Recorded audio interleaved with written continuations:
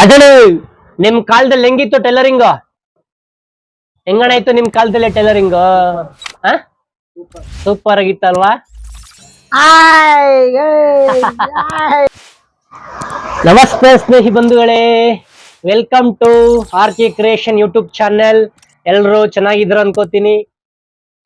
2 ದಿನ ವಿಡಿಯೋ ಮಾಡಿತ್ತಿಲ್ಲ, ಸ್ವಲ್ಪ ಕಣ್ಣು ಪ್ರಾಬ್ಲಮ್ ಆಗಿತ್ತು. ಸ್ಕೂಟರ್ ಬರ್ಬೇಕಾದ್ರೆ ಏನೋ ಚಿಟ್ಟೆ ಹೊಡೆದು. ನಮ್ಮ ನಂಜನಗೂಡ್ ಹತ್ರ ಉಳ್ಳಳ್ಳಿ ಅಂತ ಒಂದ್ ಐತೆ, ಅಲ್ಲಿ ದಿವಾಕರಣ ಅನ್ಬಿಟ್ಟು ಒಬ್ರು ಟೈಲರ್. ಪಾಪ ಅವ್ರಿಗೆ ಟಚ್ ಸ್ಕ್ರೀನ್ ಮೊಬೈಲ್ ಇಲ್ಲ, ಕೀಪ್ಯಾಡ್ ಇಟ್ಕೊಂಡಿದ್ದಾರೆ. ಆ ಕೀಪ್ಯಾಡ್ ಮೊಬೈಲ್ ಅಲ್ಲಿ ನಿನ್ನೆ ಫೋನ್ ಮಾಡಿದ್ರು. ಅವರ ಮಗನ್ ಮೊಬೈಲ್ ಇಂದ ನನ್ನ ವಿಡಿಯೋ ನೋಡಿ, ಅಣ್ಣ ನೀವು ತುಂಬಾ ಚೆನ್ನಾಗಿ ಮಾತಾಡ್ತೀರಾ, ಟೈಲರಿಂಗ್ ಕೆಲಸ ಮಾಡ್ತಾ ನೀವು ಶಾರ್ಟ್ ಫಿಲಿಮ್ ಎಲ್ಲ ಡೈರೆಕ್ಷನ್ ಮಾಡ್ತೀರ ಅಂತ ಕೇಳ್ಪಟ್ಟೆ, ಒಳ್ಳೇದಾಗ್ಲಿ ಅಣ್ಣ ಅಂತ ಹೇಳಿದ್ರು. ತುಂಬಾ ಥ್ಯಾಂಕ್ಸ್ ಅಣ್ಣ. ಹಂಗೆ ನಮ್ಮ ಟೈಲರಿಂಗ್ ಬಗ್ಗೆ ಇವತ್ತಿನ ಸ್ಥಿತಿ ಮಾತಾಡಿ ಹಂಗೆ ಅಂತ ಹೇಳಿದ್ರು. ಏನಣ್ಣ ಮಾತಾಡ್ಲಿ, ಇವತ್ತಿನ ಸ್ಥಿತಿ ಎಲ್ಲ ರೆಡಿಮೇಡ್ ಬಂದ್ಮೇಲೆ ನಮ್ ಟೈಲರಿಂಗು ಮುಗೀತ ಕತೆ ಆಗ್ಬಿಟ್ಟೈತೆ. ಒಂದ್ 15-20 ವರ್ಷದ ಹಿಂದೆ ಹಬ್ಬ ಮದುವೆಗಳು ಬಂದ್ರೆ ಒಂದ್ 15 ದಿನ 1 ತಿಂಗಳು ಅಂತಾನೆ ಬಟ್ಟೆ ಹೊಲಿಯಕ್ ಹಾಕಾರು.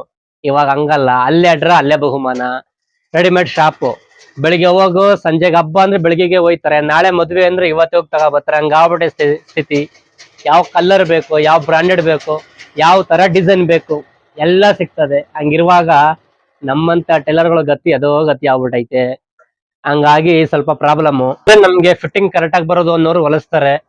ಇನ್ನ ಈಗಿನ ಕಾಲೇಜ್ ಹುಡುಗ ಹುಡುಗಿರ್ ಬಿಡಿ, ಅಲ್ಲೇ ರೆಡಿಮೇಡ್ ದೋಸೆ ತಂದಂಗೆ ಹೋಗ್ಬಿಟ್ಟಿದ್ದನ್ನೇ ಯಾವ ತರ ಡಿಸೈನ್ ಬೇಕೋ ಎಲ್ಲ ತಂದ್ಬಿಡ್ತಾರೆ. ಬಟ್ ಹೊಲಿಸ್ಬೇಕು ಅನ್ನೋರು ಹೊಲಿಸ್ತಾರೆ. ಅದ್ರಲ್ಲೂ ನಮ್ಮ ಮಹಿಳಾ ಮಣಿಗಳು ಕೈ ಎತ್ ಮುಗಿಬೇಕು ಅವ್ರಿಗೆ. ಪಾಪ ನಿಜವಲ್ಲೂ ಅವರಿಂದನೇ ಇವತ್ತು ನಾವು ಅನ್ನ ತಿಂತಿರೋದು. ಯಾಕಂದ್ರೆ ಎಷ್ಟೋ ಜನ ಪ್ಯಾಂಟು ಶರ್ಟು ಡ್ರೆಸ್ಗಳು ಎಲ್ಲ ರೆಡಿಮೇಡ್ ತಗೊಂಡ್ಬಿಡ್ತಾರೆ. ಬಟ್ ಬ್ಲೌಸ್ಗಳು ಮಾತ್ರ ನೋಡಿ, ಬ್ಲೌಸ್ಗಳು ಮಾತ್ರ ಹೊಲಿಸ್ತಾರೆ. ಯಾಕಂದ್ರೆ ಅದು ಬತ್ತು ರೆಡಿಮೇಡ್ ಸ್ಟ್ರೆಚಬಲ್ ಅಂದ್ಬಿಟ್ಟಿದ್ದೇನೆ.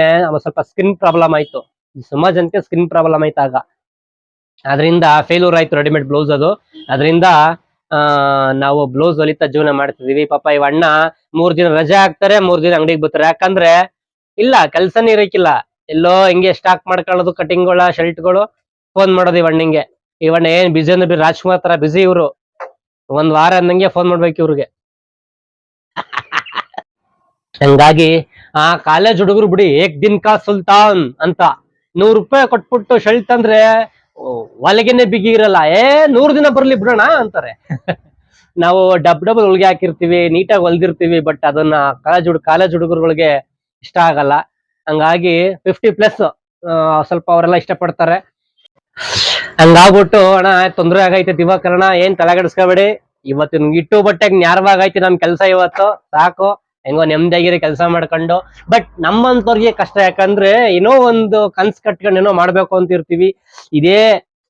ಇದೇ ಕೆಲಸ ಮಾಡ್ಬೇಕು, ಈ ಮಿಷಿನ್ ಅಲ್ಲಿ ಕೆಲಸ ಮಾಡ್ಬೇಕು, ಬಟ್ಟೆ ಹೊಲಿಬೇಕು, ಹೊಟ್ಟೆಗೆ ತಿನ್ಬೇಕು, ಕನ್ಸಿಗೆ ಒಂದು ಬೇರೆ ಒಂದು ಸಾಧನೆ ಮಾಡ್ಬೇಕು ಅಂದ ಕಷ್ಟ ಆಯ್ತದೆ. ಇಲ್ಲಿ ಈ ಕೆಲಸ ಮಾಡ್ಕೊಂಡು ನಾನು ನನ್ನ ಕನ್ಸು ನನ್ನ ಬದುಕು ಎರಡೂ ಮಾಡ್ಕೊ ಹೋಯ್ತಿದ್ದೆ. ಬಟ್ ಇವತ್ತಿನ ದಿನದಲ್ಲಿ ಇವತ್ತಿನ ಹೊಟ್ಟೆಪಾಡ್ ಅಷ್ಟೇ, ಇಟ್ಟಿಗೋ ಬಟ್ಟಿಗೋ ನ್ಯಾರ ಅನ್ನಂಗೆ ಅಷ್ಟೇ ಈ ಕೆಲ್ಸದಲ್ಲಿ. ಬಟ್ ಏನೋ ಸಾಧನೆ ಮಾಡಕ್ ಕಷ್ಟ ಆಗೈತೆ. ಅಂಥದ್ರಲ್ಲೂ ಏನೋ ಮಾಡಕ್ ಹೊರಟಿದ್ದೆ ನಾನು. ನಂಬಿಸಿ ಕತ್ಕೊಯ್ದ್ಬಿಟ್ರು, ನಂಬಿಸಿ. ಅದಕ್ಕೇನೆ ಆ ನಂಬಿಕೆ ಮೇಲೇನೆ ದ್ರೋಹಿಗಳು ಹಿಂಗೆಲ್ಲ ಆಡ್ತಾರೆ ನವರಂಗಿ ಆಟಗಳನ್ನ ಅಂದ್ಬಿಟ್ಟು ಕತೆ ಬರ್ದಿದ್ದೀನಿ. ಆದಷ್ಟು ಬೇಗ ತಗೋಬರ್ತೀನಿ. ಒಬ್ಬೊಬ್ರಿಗೂ ಕನ್ನಡಿ ಹಿಡಿತೀನಿ, ಅದಂತೂ ಸತ್ಯ. ದ್ರೋಹಿ ಅಂತ ಕತೆ ಟೈಟ್ಲು. ಹೇಳ್ತಿದ್ರೆ ನಗು ಬರ್ತದೆ, ದ್ರೋಹಿ. But serious matter. ಯಾಕಂದ್ರೆ ಕೆಲವೊಂದು ಸ್ನೇಹ ಸಂಬಂಧಗಳು ನಂಬಿಕೆ ಮೇಲೆ ಆಟ ಆಡ್ಬಿಡ್ತಾರೆ. ಅವ್ರಿಗೆ ಏನಂತ ಬೈಯೋದು, ಡಿಕ್ಷನರಿಲೇ ಆ ಪದಗಳಿಲ್ಲ. ಯಾಕಂದ್ರೆ ಇಲ್ಲಿ ಡೈರೆಕ್ಟ್ ಆಗಿ ಬೈಯಕ್ಕಾಗಲ್ಲ, ಯೂಟ್ಯೂಬ್ ಅದಕ್ಕೆಲ್ಲ ಪರ್ಮಿಷನ್ ಕೊಟ್ಟಿಲ್ಲ ಬೈಯಕ್ಕೆ. ಅದಕ್ಕೇನೆ ಆ ನಂಬಿಕೆ ದ್ರೋಹದ ಮೇಲೆ ಆಟ ಆಡ್ತಾರಲ್ಲ ಅಂತವ್ರಿಗೆಲ್ಲ ಒಂದು ಕತೆ ರೆಡಿ ಮಾಡಿದ್ದೀನಿ. ಯಾಕಡ ಕಳಕ ಹೊಡೆದಂಗಿರ್ತದೆ ಮಕ್ಕಳಿಗೆ. ನನ್ನ ಮಕ್ಕಳು ಅನ್ಬಾರ್ದು, ನನ್ನ ಮಕ್ಕಳು ತುಂಬಾ ಒಳ್ಳೆಯವರು. ನನ್ನ ಮಕ್ಕಳು ಏನೋ ಅಂತಾರ ಅದಕ್ಕೆ ಅಪ್ಪಂದಿರಿಗೆ ಹುಡ್ತವರು. ಹೊರಗ್ನವ್ರ ಜೊತೆ ಸೇರ್ಕೊಂಡು ಒಳಗ್ನೋರು ಇಂತೆಂತ ನವರಂಗಿಗಳ ಆಟ ಆಡೋದ್ರು. ಹೊರಗ್ನವ್ರು ಬಿಡಿ ಹಾಳ್ ಮಾಡಕ್ಕೆ ಇರೋದು, ಆದ್ರೆ ಒಳಗ್ನೋರು ನಮ್ಮವ್ರು ಅನ್ಸ್ಕೊಂಡ್ರು ಕೂಡ ಜೊತೆ ಸೇರ್ಕ ಹಾಳ್ ಮಾಡ್ಬಿಟ್ರಲ್ಲ. ಅದ್ರ ಮೇಲೆ ಕತೆ ರೆಡಿ ಮಾಡ್ತಾ ಇದ್ದೀನಿ. ನೋಡಿದ್ಮೇಲೆ ಗೊತ್ತಾಗಬೇಕು. ಅವ್ರವ್ರ ಕನ್ನಡಿ ಮೇಲೆ ಕನ್ನಡಿ ಹಿಡ್ದಿರ್ತೀನಿ, ಕನ್ನಡಿನ. ಸ್ನೇಹಿತ ಸ್ನೇಹಿತ ಅಂತ ಯಾರು ಕರೀತಾರ ಗೊತ್ತಾ? ಸ್ನೇಹಿತ ಅಂತ ಯಾಕೆ ಕರೀತಾರ ಗೊತ್ತಾ? ತನ್ನ ಇನ್ನೊಬ್ಬ ಸ್ನೇಹಿತನ ಹಿತ ಕಾಪಾಡೋದು. ಹಿತ ಅಂದ್ರೆ ಒಳ್ಳೇದು. ಆ ಸ್ನೇಹಿತನ್ಗೆ ಕತ್ ಕುಯ್ದು ಬಿಡ್ತಾರೆ. ಅಪ್ಪಂದಿರು ಹುಟ್ಟಿದ್ರು, ಕೆಲವರು ಅಪ್ಪಂದಿರು ಹುಡ್ತವ್ರು ಸ್ನೇಹಿತನ ಕತ್ ಕುಯ್ದು ಬಿಡ್ತಾರೆ, ನಂಬಿಸಿ. ಜೊತೆಗೆ ಒಳಗ್ನೋರು ಸೇರ್ಕೊಬಿಡ್ತಾರೆ. ಅವನ ಕತೆ ಮುಗೀತ್. ಹೊಟ್ಟೆಪಾಡು. ಈ ಹೊಟ್ಟೆಪಾಡು ಮಾಡ್ಕೊಂಡು ನಾನು ನನ್ನ ಕನ್ಸನ್ನ ಏನೋ ಮಾಡ್ಬೇಕು ಅನ್ಕೊಂಡಿದ್ದೋನು ನಾನು, ನನ್ನಂತವನ್ಗೆ ನಂಬಿಸಿ ಕತ್ಕೊಯ್ದ್ಬಿಟ್ರು. ಅದ್ರ ಮೇಲೆ ಕತೆ ಮಾಡ್ತಿದ್ದೀನಿ. ದ್ರೋಹಿ. ಹಂಗೆ ನನ್ನಂತವನ್ಗೆ ಏನೋ ಮಾಡ್ಬೇಕು ಅನ್ಕೊಂಡ್ರೋನ್ಗೆ ಸೇರಿ ಎಲ್ಲಾರು ಕತ್ಕೊಯ್ದ್ಬಿಟ್ರಲ್ವಾ, ಅದ್ರ ಮೇಲೆ ಕತೆ ಮಾಡ್ತಿದ್ದೀನಿ. ನೋಡದ ಅವತ್ತಿನ ದಿನ ಯಾರು ಬದುಕ್ತಾರೆ, ಯಾರ ಸಾಯ್ತಾರೆ ಅಂತ. ಆ ಮೂರು ಬಿಟ್ಟಿರೋರು ಎಲ್ಲರಿಗೂ ಸಾಯ್ತಾರೆ, ಸಾಯಿಸ್ಬಿಡ್ತಾರ ಬೇಕಾರೆ ಇನ್ನೊಬ್ರನ್ನ. ಹಂಗೆ ದಿವಾಕರಣ ಏನ್ ತಲೆ ಕೆಡಿಸ್ಕೋಬೇಡಿ, ಆರಾಮಾಗಿರಿ, ಆದಷ್ಟು ಕೆಲಸ ಮಾಡ್ಕೊಂಡು ನೆಮ್ಮದಿಯಾಗಿರಿ, ಆಯ್ತಾ? ನನ್ನ ವಿಡಿಯೋಗಳನ್ನ ನೋಡ್ತೀರಿ, ಏನಾದ್ರು ಇದ್ರೆ ಹೇಳಿ, ಫೋನ್ ಮಾಡಿ, ಓಕೆನಾ? ಹಿಂಗೆ ಈಗ ನನ್ ಕನ್ಸಿಗೆ ಬರ್ತೀನಿ. ನನ್ ಕನ್ಸು, ನನ್ನ ಬದುಕು, ಹಿಂಗೆ ನನ್ ಕನ್ಸು. ಈ ಕೆಲಸ ಮಾಡ್ಕೊಂಡು, ಟೈಲರಿಂಗ್ ಕೆಲಸ ಮಾಡ್ಕೊಂಡು ನಾನು ನನ್ ಕನ್ಸು ಕಟ್ಕೊಂಡು ನನ್ನ ಬದುಕು ಕಟ್ಕೊಳಕ್ಕೆ ಒದ್ದಾಡ್ತಾನೆ ಇದ್ದೆ. ಅಪ್ಪಂದ್ರಿಗೆ ಕೊಟ್ಟಿದ್ರೋರು ನನ್ ಕನ್ಸನ್ನ ಹಾಳು ಮಾಡ್ಬಿಟ್ರು.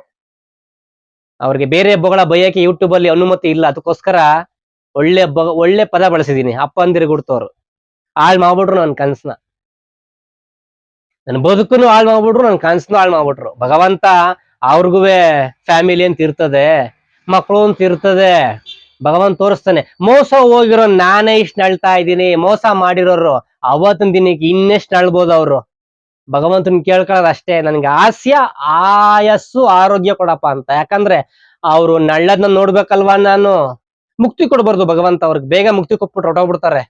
ನಾನು ಎಷ್ಟು ನರಳಿದೀನೋ ಅದಕ್ಕೆ ಡಬ್ಬಲ್ ನರಳ್ಬೇಕು. ಅವರು ನರಳಿ ಸಾಯ್ಬೇಕು. ಅದು ನಾನು ಕಣ್ಣಾರ ನೋಡ್ಬೇಕು. ಅದು ನನ್ಗೆ ಇರ್ಲಿ, ಶಾಪ ಆಮೇಲೆ ಹಾಕ್ತೀನಿ. ಅದು ನನ್ಗೆ ಕೋಪ ಹತ್ತದಾಗ ಮಾತು ಏನ್ ಬತ್ತದ ಗೊತ್ತಾಗಲ್ಲ, ಅದಕ್ಕೋಸ್ಕರ ಮಾತಾಡ್ಬಿಟ್ಟೆ, ಸಾರಿ. ಬಟ್ ನನ್ ಕನ್ಸು ದ್ರೋಹಿ ಅಂತ ಕತೆ ಬರೀತಿದೀನಿ. ನೆಕ್ಸ್ಟ್ ಒಲವಿನ ಅಮೃತ ಆದ್ಮೇಲೆ ದ್ರೋಹಿ. ನೋಡಿ, ನನ್ನ ಈ ಟೈಲರಿಂಗ್ ಕೆಲಸ ಮಾಡ್ಕೊಂಡು ನಾನು ಕತೆ ಬರೀತೀನಿ, ಸಾಹಿತ್ಯ ಬರೀತೀನಿ, ಕೆಲವೊಂದು ಕವಿಗೋಷ್ಠಿಗೆ ಹೋಗಿದ್ದೀನಿ. ಏನೇನೋ ಒಂದು ಭಗವಂತ ಕೊಟ್ಟಿದ್ದು ಒಂದು ಟ್ಯಾಲೆಂಟ್ ನ ಉಪಯೋಗಿಸ್ಕೊಂಡು ಜೀವನ ಮಾಡ್ಬೇಕು. 4 ಜನದ ಮನ್ಸಲ್ಲಿ ನಿಂತ್ಕೊಬೇಕು. ಇವತ್ತು ಹುಡ್ತವ್ರು ನಾಳೆ ಸದಿತಾರೆ ಕಣ್ರಿ. ಸಾವು ಬದುಕು ಯಾರಿಗಿಲ್ಲ ಹೇಳಿ? ಹಿಂಗ್ ಹುಟ್ಟಿ ಹಂಗ್ ಸಾಯಕ್ ನಂಗೆ ಇಷ್ಟ ಇಲ್ಲ. ಏನಾರು ಒಂದು ಹೆಸರು ಮಾಡ್ಬೇಕು. 4 ಜನ ಸಾಕಂಡ್ರೆ, ಇಂಥವನೊಬ್ಬ ಇದಾಕಂಡ್ರೆ, 4 ಫಿಲಿಂ ಮಾಡಿದ್ದ, ಏನೋ ಒಂದು ಸಮಾಜಕ್ಕೆ ಒಂದು ಒಳ್ಳೆ ಸಂದೇಶ ಕೊಟ್ಟ ಅಂತ. ಅದಕ್ಕೂ ಒಂದು ಸಂದೇಶ, ಒಂದು ಜ್ಞಾಪನ ಬತ್ತು. ಮೊನ್ನೆ ಪಾಪ ಯಾರೋ ಮಾತಾಡಿದ್ರು, ನೀನ್ ಯಾರ್ ನೋಡ್ತಾರ ಗುರು ನಿನ್ ಫಿಲಿಂನ? ಹುಡ್ಸದ್ ಮಕ್ಕಳೇ ಮಾತ್ ಕೇಳಲ್ಲ ಇವತ್ತು. ನಿನ್ ಫಿಲಿಂ ನೋಡ್ಬಿಟ್ಟು ಯಾರು ಬದ್ಲಾಯ್ತಾರೆ ಅಂತ. ಗುರು, ಹುಡ್ಸಿದ ಮಕ್ಕಳು ಮಾತ್ ಕೇಳಲ್ಲ. ಬಟ್ ನನ್ ಖುಷಿಗೆ ನಾ ಫಿಲಿಂ ಮಾಡ್ತಿದ್ದೀನಿ. ಫಿಲಿಂ ಮಾಡ್ಬಿಟ್ಟಿದ್ದೇನೆ ಎಲ್ಲ. ಏನು ಅಯ್ಯಪ್ಪನ ಭಕ್ತಿ ಪ್ರಧಾನ ಫಿಲಿಂ ನೋಡ್ಬಿಟ್ಟು ಯಾರು ಅಯ್ಯಪ್ಪ ಆಗಲ್ಲ ಅಲ್ವಾ? ಮಹಿಷಾಸುರ ಆಗ್ಬಿಡ್ತಾರೆ ಬೇಕಾರೆ. ಫಿಲಿಂ ಅಂದ್ಮೇಲೆ ಒಳ್ಳೇದು ಕೆಡ್ತು ಎಲ್ಲ ಇರ್ತದೆ. ಬಟ್ ನನ್ನ ಫಿಲ್ಮ್ ಎಲ್ಲ ಒಳ್ಳೇದೇ ಇರ್ತದೆ. ತಿಳ್ಕೊಳ್ಳೋರು ತಿಳ್ಕೊಬಹುದು, ತಿಳ್ಕಳ್ದೇ ಇರೋರು ತಿಳ್ಕಳ್ದೇ ಇರ್ಬೋದು. ಅದು ಅವ್ರವ್ರ ಇಚ್ಛೆ, ಆಯ್ತಾ? ಹಂಗೆ ನನ್ನ ಫಿಲಿಂ ನೋಡಕ್ಕೆ ಅಂತಾನೆ ಒಂದ್ ಬಳಗ ಐತೆ, ಸ್ನೇಹ ಬಳಗ. ಸಾಕು, ಅವ್ರಿಗೋಸ್ಕರ ಫಿಲಿಂ ನೋಡ್ತೀನಿ ನಾನು. ನನ್ನ ಖುಷಿಗೋಸ್ಕರ ಫಿಲಿಂ ಮಾಡ್ತೀನಿ ನಾನು, ಆಯ್ತಾ? ಯೂಟ್ಯೂಬ್ ಇಂದ ₹1 ಬರೋದ್ರು ಪರವಾಗಿಲ್ಲ, ನಾನು ಫಿಲಿಂ ಮಾಡ್ತೀನಿ. ಅದೊಂದು ಹುಚ್ಚು ನನಗೆ, ಹವ್ಯಾಸ, ಹ್ಯಾಬಿ ಅಂತಾರಲ್ಲ ನಿಮ್ ಇಂಗ್ಲಿಷ್ ಅಲ್ಲಿ, ಆ ತರ. ಹಂಗೆ ಒಳ್ಳೊಳ್ಳೆ ಫಿಲಿಮೇ ಮಾಡ್ತೀನಿ. ನೆಕ್ಸ್ಟ್ ಒಂದೊಳ್ಳೆ ಮೆಸೇಜ್ ಇಟ್ಕೊಂಡು, ಒಂದೊಳ್ಳೆ ಕಂಟೆಂಟ್ ಇಟ್ಕೊಂಡು ಬರ್ತೀನಿ. ಬಾಯ್.